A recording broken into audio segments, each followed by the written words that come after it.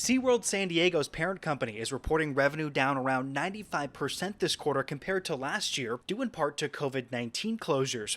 Numbers-wise, just $18 million was brought in during the second quarter this year compared to more than $400 million last year. They've been really kind of turning it around before the pandemic with the opening of the various roller coasters and the big one that was scheduled to open this summer. Driving up to the theme park near Mission Bay today, there are closed signs posted outside.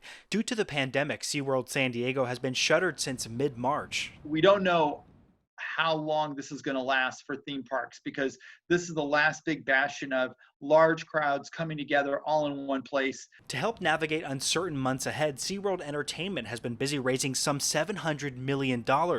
Recently, some of SeaWorld's dozen parks across the country reopened, and while attendance is low, guests are still spending money inside. Has stayed remarkably consistent this year.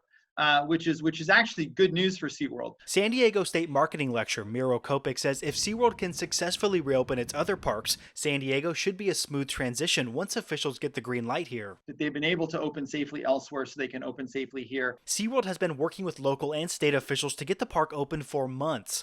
The pandemic has forced many companies to completely rethink the way they do business to stay alive. But Kopik says SeaWorld opting to wait it out could pay off. One thing you don't want to do is really tarnish your brand and people say this is lame, and then that can impact future expectation and attendance. Even though the closure of SeaWorld San Diego is now months long, Kopik says don't expect the company to be suffering long term. But I don't think it's going to hurt the brand. They've been around for a very, very long time, 50 years, and they are going to at least be here to stay. And certainly the parent company has enough cash on hand to ensure their survival for the next year plus. The San Diego Zoo, which brings in millions of visitors a year, has already reopened here.